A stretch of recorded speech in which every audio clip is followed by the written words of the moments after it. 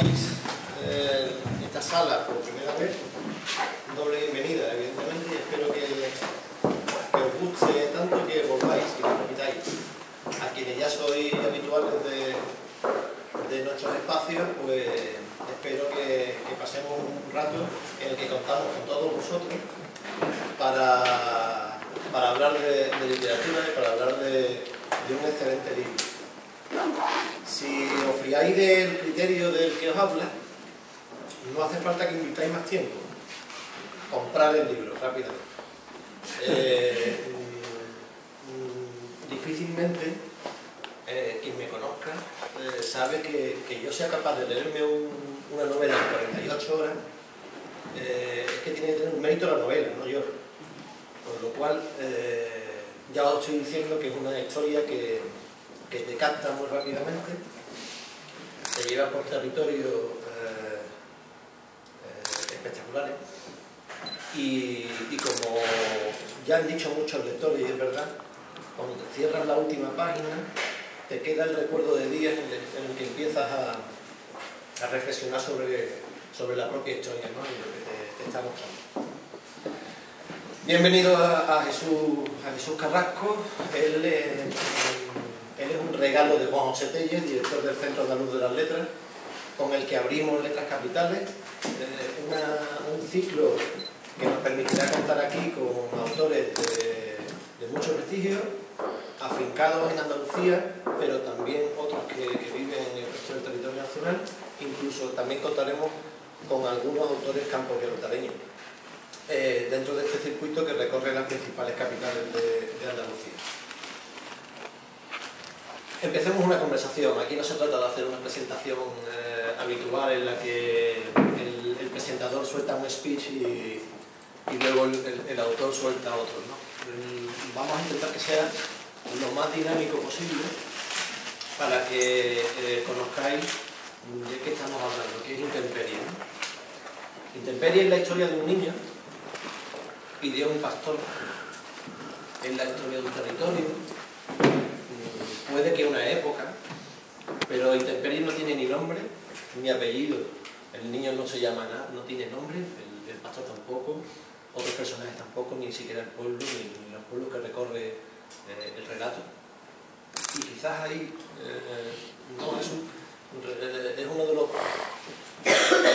una de las razones por las que Intemperie ya ha conseguido que 13 países quieran traducirlo. Bueno, antes de responder a tu pregunta, quiero agradeceros la asistencia, porque es siempre un privilegio poder presentar un libro. Para mí es algo nuevo ahora estos días y agradezco mucho vuestro interés y vuestra asistencia, porque además el Muelle del Saladillo, como he podido comprobar, está en el quinto pino. Entonces, gracias. Bueno, ya vería tanto, entonces me ha parecido más bien lejos, pero bueno, precisamente por eso muchas gracias. Bueno, si eso es cierto, o sea, si una novela sin nombres y sin fechas se traduce a muchos idiomas, pues ya está, ya tenemos el truco, ¿no? Ya sabéis cuál es la clave para que publiquen muchas novelas en muchos países. Ese es uno de los motivos, ¿no? Yo creo que el hecho de que no tenga nombres, no tenga fechas, no esté ubicado en ningún territorio real conocido, yo creo que lo que hace es, en cierto modo, difumina el fondo sobre el que la historia se cuenta. Y lo que, desde mi punto de vista, sucede en este caso es que ese difuminado, ese ensordecer el fondo, hace que la historia de los personajes, las relaciones entre ellos, todo lo que de humano tiene el libro, emerge, sube, flota, digamos. Y yo creo, tiendo a pensar, porque no tengo una teoría cerrada, no es algo objetivo, pero tiendo a pensar que este hecho, el hecho de que en el fondo cuente una historia humana, intemporal, como buena historia humana, quizás haya sido lo que ha seducido a los editores de estos países.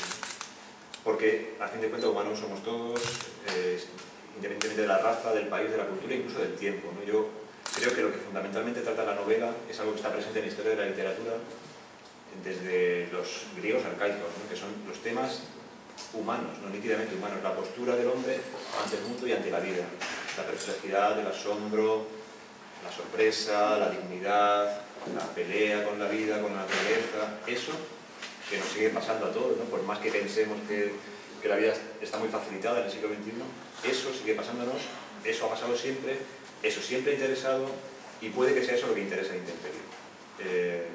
Y espero que siga interesando en la historia de la literatura de aquí a que se acabe el planeta dentro bueno, con la crisis ya dentro de 3 años, cuando todo ya se hunda definitivamente. Jesús Carrasco, de Badajoz, nacido en el 72, ha sido redactor publicitario. No sabes si la publicidad te abandonó a ti o tú abandonaste la publicidad. Ella me abandonó. Así bien. Bueno, hablando de la crisis precisamente, yo era, y me sigo considerando redactor publicitario, aunque soy licenciado en educación física como Antonio, compañero que ha venido hoy, y ejercí poco como profesor de educación física, me he ganado la vida siempre como redactor publicitario, es decir, escribiendo publicidad. Es otra clase de ficción que es la ficción publicitaria. Y he perdido el hilo de lo que estaba... Esto me pasa siempre, sí, en alguna pregunta. Estábamos hablando de ti, bien, como redactor publicitario. Por eso se me ha ido. Bien. Bueno, sí, decía que siempre he trabajado como redactor publicitario y en los últimos años la curva, digamos, del negocio publicitario, como la curva de todos los negocios, fue yendo hacia abajo y a medida que yo iba dejando de tener trabajo publicitario iba teniendo cada vez más tiempo libre. Y tiempo libre que en mi caso lo dedico, pues aparte de mi familia y digamos, las cosas verdaderamente importantes de la vida, pues se lo dedico a escribir, ¿no? Entonces, gracias, digamos, en cierto modo a la crisis, yo he podido dar el último empujón a la novela, que es... Escribir novelas es un trabajo, en fin, que al menos a mí me requiere un trabajo muy intenso y muy detenido. Gracias a ese tiempo pude concluir Intemperie y hoy, por suerte, está publicada, bien publicada y está hoy aquí para todos. El último empujón se lo diste a Zara de los Atunes. Sí, ahí puse, digamos, el último punto. El último punto. Es una novela también, sí. Bueno, de aquí. Eso no condiciona la obra, ¿no? Pero que es un detalle quizás sí, para que lo sepan los que nos escuchan, ¿no? Llevas 20 años escribiendo. De todas formas, esta es tu primera obra publicada y lo que has dicho es que hasta que no estabas seguro de que había una historia y que aportabas algo, no la llevaste a grandes editoriales.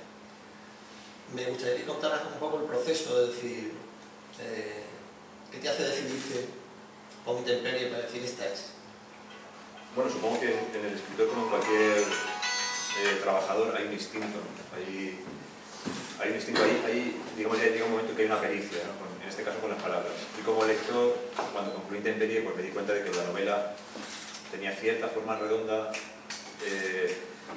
había contado una historia, digamos, y creo, o al menos la mejor historia que yo podía contar. Me parecía que ya era una novela presentable. Y en ese momento decidí enviarlos a editoriales. Antes no, pues antes lo que había hecho, pues, en fin, a escribir se aprende escribiendo, y yo lo que había hecho en mi casa pues era aprender a escribir. Y, en fin, consideraba que lo que tenía entre manos hasta ese momento pues no, tampoco valía, o al menos no me parecía que fuera suficientemente bueno como para ser presentado.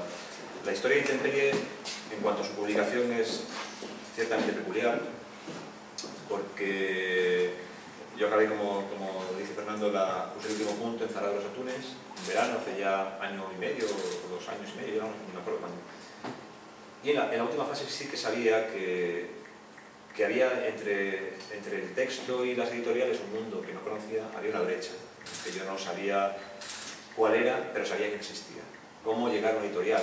Sabía, no hace falta ser tampoco muy avezado para darse cuenta, saber que mandar 500 folios o 200 en este caso a una editorial, así a las bravas, con un canutillo, sin más, pues es casi garantía segura de que tu novela formará parte ya no de la famosa pila de novelas, sino del murete de novelas, porque yo lo he visto, que es un muro de novelas. Sabía que eso iba a ser así, así que lo que hice fue contactar con una amiga que había sido editora profesional, que en ese momento trabajaba por libre, asesorando y trabajando para diversas editoriales, digamos, contraté sus servicios para darle un toque profesional al manuscrito, ¿no? Hacer una corrección final y demás. Y en una segunda fase, para diseñar una estrategia que nos saltara esa brecha, ¿no?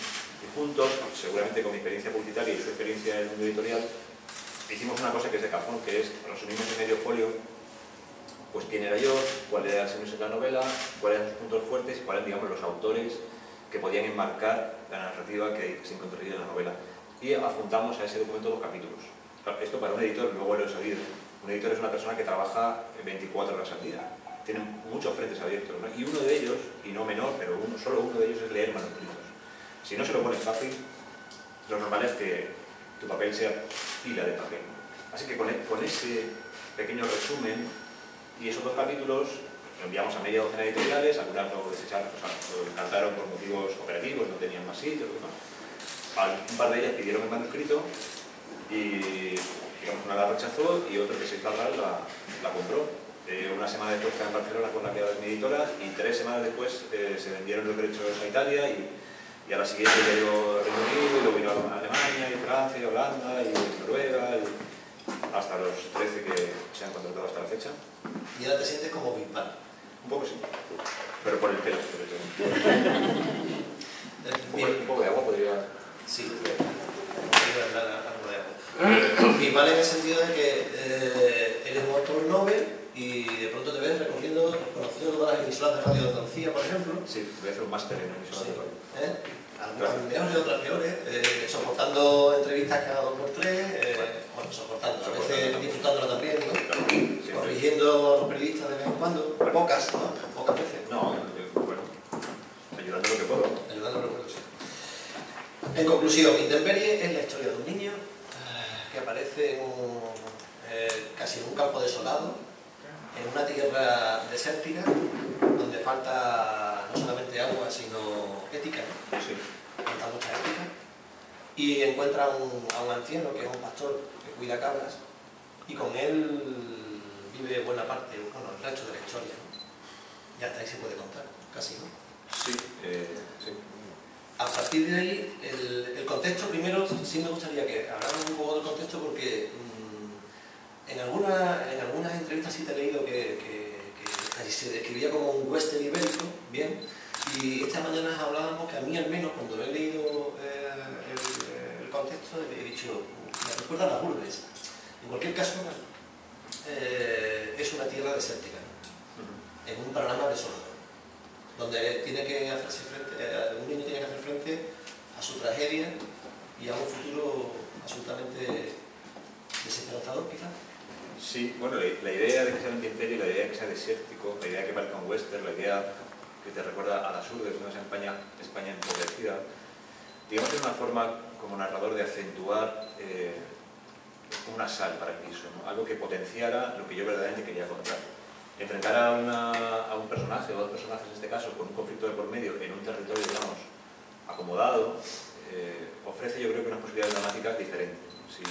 Si esto mismo se desarrolla, pues yo que sé, en un apartamento lujoso de Nueva York, de la Quinta Avenida, con un montón de dinero, con un montón de comodidades, pues seguramente las respuestas sean diferentes. Pero es parte de la intensidad del libro, quienes han considerado el libro como un relato intenso, también parten de ahí, ¿no? Del hecho de que ese territorio empobrecido, digamos, agudiza la respuesta del personaje.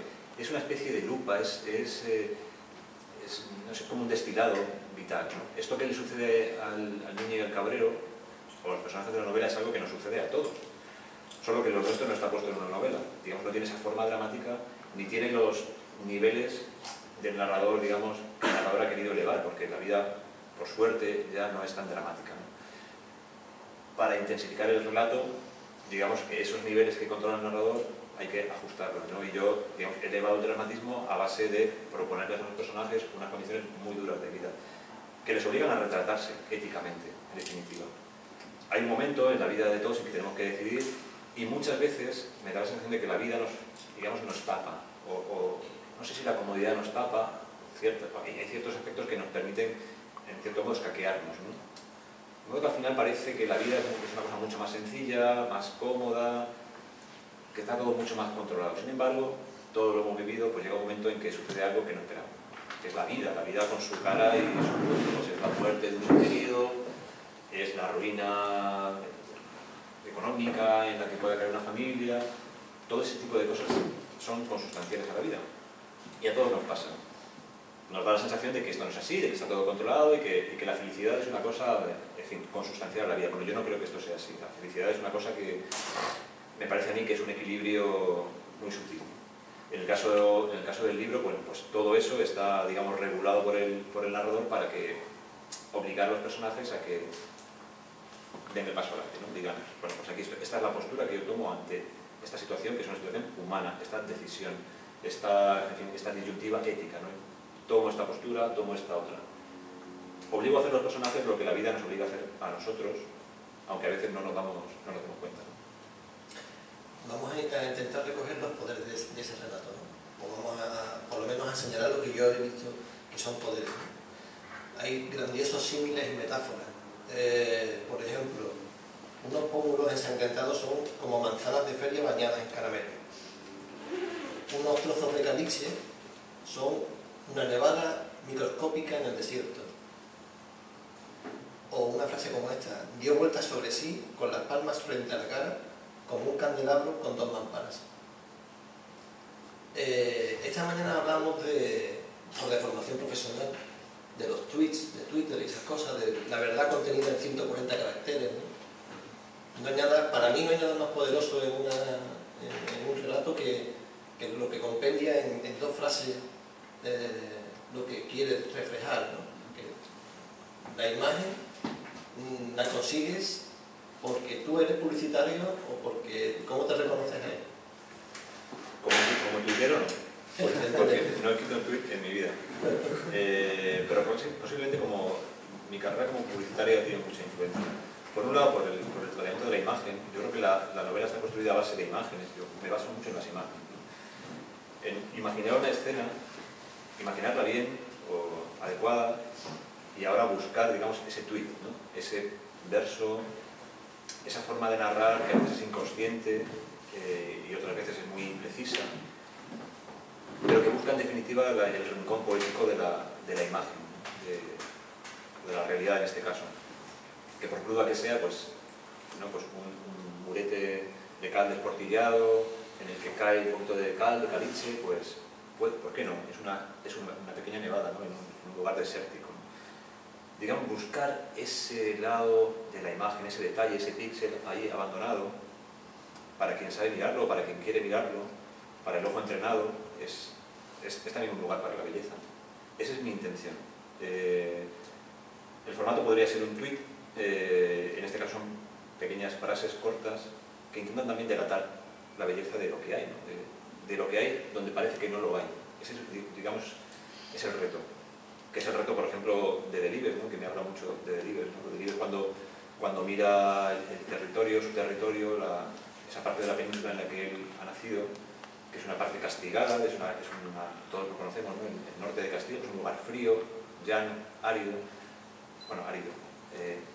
inhóspito, digamos, muchas veces, y cicatero también, y mezquino con los seres que lo habitan. Pues él lo que hace, yo creo, y ahí está a lo mejor cuando me dicen Delibes, bueno, pues ahí yo me veo con Delibes, cuando él intenta obtener belleza y poner el dedo en ese territorio que a priori no lo es, ¿no? Porque cuando nos dicen belleza natural, un paraje bello, la naturaleza es muy bella, bueno, pues pensamos en una playa de arena blanca del Caribe, pensamos en un lago alpino, pensamos en los bosques de secuoya, pensamos en un oso panda, ¿no? Cosas así canónicamente bellas, ¿no? Pero nadie piensa en un páramo helado de Palencia, ¿no? Delibes.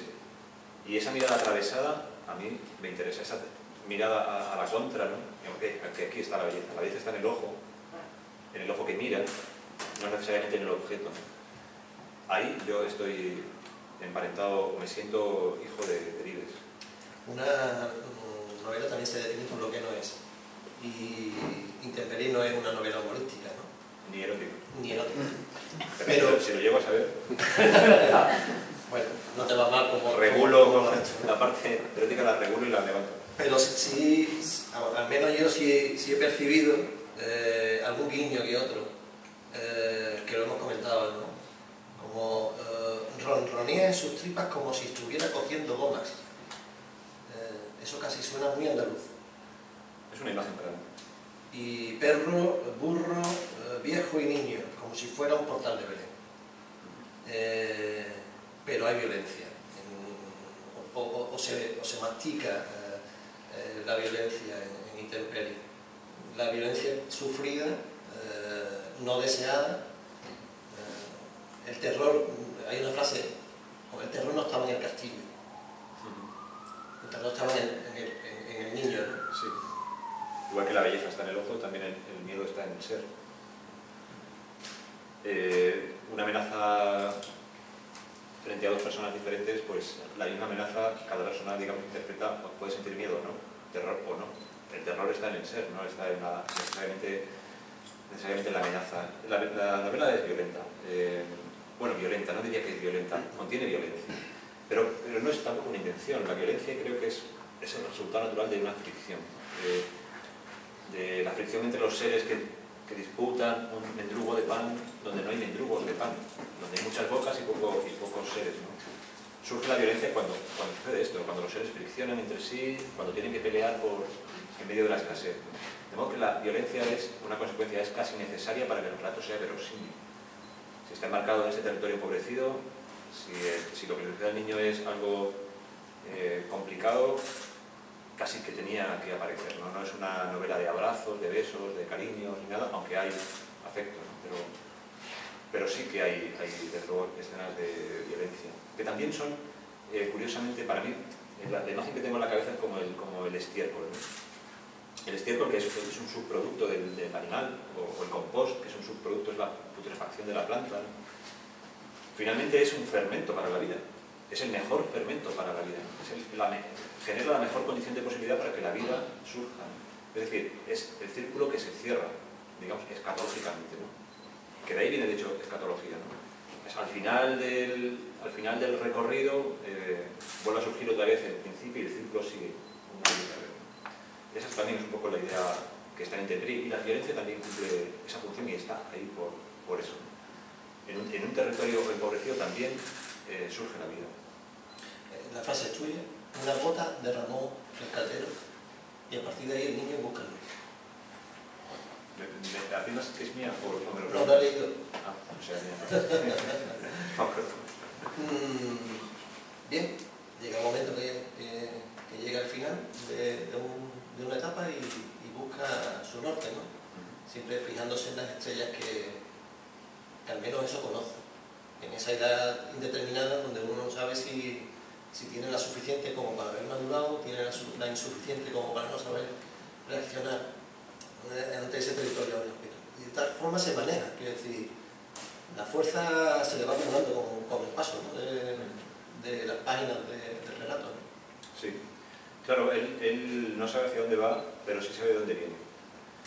Y digamos que la dureza de aquello de lo que procede, el territorio que deja detrás de sí, es para él suficiente estímulo como para enfrentarse a un territorio inhóspito y desconocido. Es lo que tiene detrás, verdaderamente lo que le impulsa. También ahí está la clave de la novela, ¿no? O una de las claves, saber qué sucede, ¿no? Por qué alguien en esa edad tan temprana es capaz de no darse la vuelta y volver a casa y llamar y decir: oye mamá, el bocadillo de choque, que ya estoy aquí otra vez, sino que me escapo y además persisto en mi actitud. Hablemos del anciano. Pastor de cabras, como decíamos antes. ¿Qué se puede esperar de un hombre en retirada como él? Cualquier cosa, la verdad. Depende de la nobleza, el temple del hombre, ¿no? Creo que al final de la vida el más necio de los hombres ha acumulado un saber, ¿no? Digamos que su vida es como un cuchillo que se amola contra una piedra, ¿no? Va afilándose, va ganando brillo, va ganando prestancia, se va desprendiendo de aquello que es superfluo. Y pienso que el más necio de los hombres al final de su vida es más sabio que al principio de su vida, ¿no? También puede que más necio. En el caso del cabrero, es un hombre al final de su vida, es un hombre mayor, tampoco desvelamos nada, es un hombre muy mayor, que ha acumulado una sabiduría, que ha rozado verdaderamente con la tierra. No conocemos cuál es su vida anterior a la aparición de la novela, pero por lo que va sucediendo, por lo que no dice, sobre todo entendemos que ha tenido una vida efectivamente que ha rozado mucho con la vida, que ha sido intensa, y seguramente que se tiene que enfrentar a grandes pruebas, ¿no? Es una experiencia, yo creo que también es común, aunque la novela no está ambientada en nuestro país ni en ninguna época concreta, pues yo creo que a la generación de nuestros padres y para atrás, ¿no? Esa gente que, por ejemplo, vivió una guerra, que es un roce ya excesivo con la vida, ¿no? Ya la violencia en su estado mayor, ¿no? Obliga a las personas a hacer cosas alucinantes, ¿no? Ayer me contaban la historia del presentador de ayer, Guillermo Bursutil, me contaba la historia de sus abuelos que vinieron de Malta en 1870, llegaron a Granada, ayudaron a construir el puerto, estos, se volvieron, los detuvieron, en fin, unas historias, o sea, una historia que solamente en sí era una novela, ¿no? De esas cosas que sucedían antes, ¿no? Decían, ¿cómo es posible que la vida tuviera esta intensidad, ¿no? Pues se me ha vuelto a ir la... Bueno, esto me pasa cada vez más, ¿eh? Me tengo que empezar a preocuparme. Me pozo, se me va. Pero menos mal que estamos situados en el anciano y el hombre que sufre. ¿Qué se puede esperar del hombre mayor? ¿Qué se puede esperar del hombre mayor? Pues lo que estaba diciendo básicamente era que el hombre ha acumulado una gran sabiduría. Y lo que encuentra en la novela, la oportunidad que le da el narrador en este caso en la novela es la de, igual que al niño se le da la oportunidad de elegir entre dos modelos éticos, al anciano se le da la oportunidad de callarse y llevarse sus secretos a la tumba, sus secretos vitales, o digamos dejarlos en herencia. Inesperadamente surge un legatario, sería un heredero, ¿no? O un candidato a heredero, que es el niño. Y bueno, si hereda o no hereda es una cosa que tendréis que descubrir. No digo que comprando la novela, podéis sacarla de la biblioteca o pedirla prestada o incluso bajarla de internet, porque he visto ya que está, me ha parecido que está en internet. Por lo que escuchas de los lectores, ¿te reconoces en ellos, en lo que te dicen que parece que es la novela? Pues es curioso lo que sucede con los lectores. Yo nunca había tenido lectores. No sé si los tengo. Sé que hay gente que ha leído la novela, no sé si puedo decir 1000 lectores. O sea, me parece demasiado pretencioso. Pero los lectores, las personas que han leído la novela y me lo han contado, revelan cosas de la novela que yo no sabía que estaban. Y que luego reconozco. Hay sabía antes de enfrentarme al lector o al público que la novela contenía una parte que yo puedo suscribir, consciente, podríamos decir el 65%, 66%, y el resto es una parte inconsciente. Releyendo la novela después, al final, corrigiéndola y volviéndola a leer, me daba cuenta de que hay muchas cosas en la novela que yo no podría, digamos, suscribir. Digo, ¿de dónde ha salido esto? Y los lectores lo que están haciendo es revelarme cada vez más esa parte inconsciente, ¿no? Suelen contarme cosas, hacer lecturas del texto que no estaban en mi consciente, en mi intención como narrador, pero que desde luego estaban en mi inconsciente. Estaban y lo reconozco, me llevan a lugares de mi vida, me llevan a pensamientos que he tenido, me llevan a cosas que estaban ya en mí y que sin yo saberlo han aparecido en la novela. Hay una naturaleza en Intemperie, una naturaleza que está condicionada está descrita por una palmera, por un triguero, y por lo que no hay, ¿no? Y por lo que se desea. Por ejemplo, por abeto cedro, helechos que no existen. Hay olores que casi se perciben en la letra impresa, ¿no? Es decir, me da la sensación de que la naturaleza está perfectamente construida, ¿no? Contextualizada en el mundo en la historia y ayuda y sirve, ¿no? ¿Hasta qué punto has construido Intemperie a partir de la naturaleza antes que los protagonistas? Van en paralelo. O sea, el tratamiento de lo natural en este caso es un relato paralelo al tratamiento de los personajes. Lo que decía antes, estos personajes haciendo estas cosas en otro lugar, en un prado verde, pues o no sería verosímil o tendría otra forma, no tendrían otros padecimientos. Esto es una escritura paralela, es natural, ¿no? Mi enfrentamiento con la literatura, mi encuentro con la literatura, que no es un enfrentamiento, es muy natural, ¿no? Yo escribo aquello que deseo escribir, a veces aquello que puedo escribir, ¿no?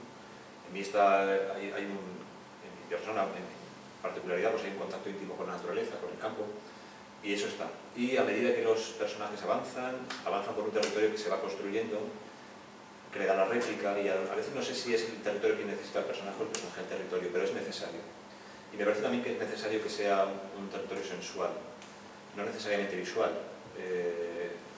Hay imágenes en la novela, imágenes también del territorio, pero me gusta y me preocupa también, es una forma en la que yo me relaciono con el mundo natural con otros sentidos. Los olores, en este caso, tienen para mí una gran importancia a la hora de relacionarme con la naturaleza, y en este caso está claramente expresado, ¿no? Y cuando hablabas de paisajes, ¿no? Hay paisajes llanos, desérticos,